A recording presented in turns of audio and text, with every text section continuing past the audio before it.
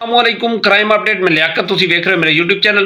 जिला गुजरात दे विच सीसीडी दी बड़ी वड्डी कार्रवाई, दो डकैत मुकाबले दे विच फुल फराई ए रिकॉर्ड याफ्ता है सी। तकरीबन दो तीन दर्जन इन्हां दे उत्ते FIR आए सी जेहड़े जनाब सीसीडी पुलिस नूं मतलूब हैं।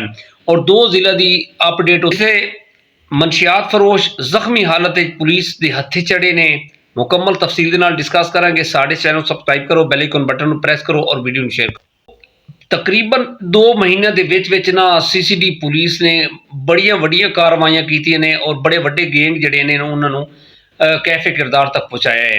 यह पिछले दिनों मुकाबला होया जनाब गुजरात दे विच। सीसीडी पुलिस नाकाबंदी कर रही आई कि अचानक 2 मोटरसाइकिल 1 to 5 गुजरन रहे ने ते उन्होंने इशारा किया रुकण दा, वो नहीं रुके ते सीसीडी पुलिस ने उन्हों का पीछा किया जनाब। वो अगे जाके झाड़ियां छुप के उन्होंने पुलिस पार्टी ते फायरिंग शुरू कर दी।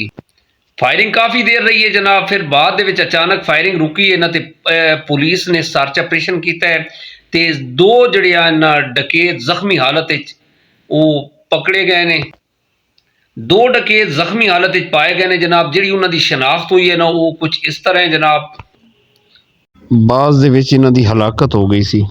45 मुकदमे दे विच रिकॉर्ड याफ्ता ए नबील रजा इस दे उत्ते तकरीबन, और दूसरा डकैत जिहड़ा वो 22 मुकदमे दे विच रिकॉर्ड याफ्ता नियाज अहमद ए मुकाबले दे विच फुल फराई हो गया। और बाकी जिहड़े इन्हां दे साथी आए ना वो फरार हो गए ने। दूसरी कार्रवाई थाना शाहकोट सहीवाल दी हदूद दे विच कलर शाह चौक पुलिस मुकाबला होया।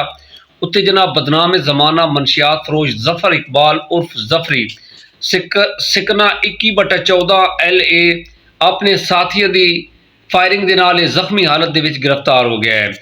इस दे कोलों 1800 ग्राम चरस नजायज़ असला 3 बोर पिस्टल जिहड़ा है वो बरामद होया है। बाकी इहदे जिहड़े साथी ऐसी वो फरार होने च कामयाब हो गए ने। संगीन दफात के तहत जनाब शाहकोट दे विच इस दे उत्ते मुकदमा जिहड़ा ना दर्ज कर दिया गया है। तीसरी जिहड़ी कार्रवाई हुई ना वो सरगोदा थाना शाहपुर सिटी की हदूद दे विच होया मुकाबला होया जनाब।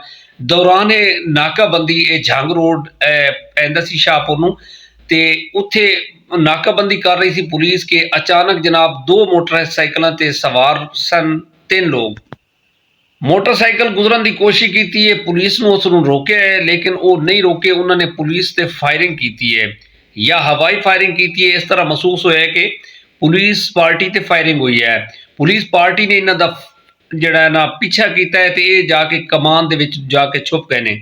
उत्थे दोनों साइडों तो तकरीबन 15-20 मिनट फायरिंग रही है। फिर फायरिंग जी ना वो रुकी है तो फिर पुलिस पार्टी ने सर्च ऑपरेशन शुरू कर दिता है। लाइटा मारिया ने तो एक जख्मी हालत दे विच मुलजिम जिहड़ा ना वो पाया गया।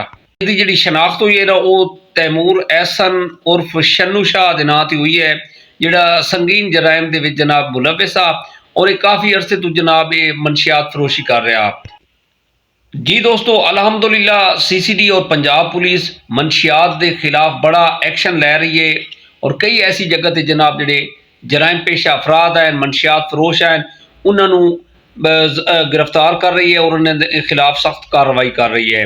और कई जगह ते ऐसे मुकाबले भी हुए हैं जिथे जनाब ये अपना सीना तान के पुलिस पार्टी ते फायरिंग करते हैं, फिर दुम दबा के या नस जाते हैं या फिर सिलेंडर कर देते हैं। 72 घंटे का अल्टीमेटम दिता सी सुहेल जफर चट्टा साहब ने और फिल फौर जिहड़ा ना ये पुलिस ने एक्शन लिता और जिहड़े जराइम पेशा अफराद हैं उन्होंने ठिकानों ते जनाब रेड किए ने और नामीनेट जनाब इन्हां दी लिस्टां जिहड़ियां ने चैक कीतियां गईयां ने और इन्हां लिस्टां दे विच जिहड़े जराइम पेशा अफराद हैं उन्होंने कैफे किरदार तक पहुँचाया जा रहा है। अगर तुहाडे एरिए दे विच इस तरह के कोई जराइम पेशा अफराद पाए जाते हैं वो तुसी 15 ते कॉल करो, सीसीडी हैल्पलाइन ते रब्ता करो ताकि बर वक्त कार्रवाई हो सके और जिहड़े जराइम पेशा अफराद हैं उन्होंने कैफे किरदार तक पहुँचाया जाए। तुहाडा ताउन बहुत ज़रूरी है और यकीन करो जिहड़ी ये मनशियात है इसने कई ऐसे घर उजाड़ दिते ने और कई अगे जाके आने वाले जिहड़ी नस्लां ने उन्होंने और मजीद खराब कर रही है। इस तो पहले कि हुकूमत ने जिहड़े एक्शन लिता है कि मनशियात नूं जड़ तो खत्म करना चाहिए।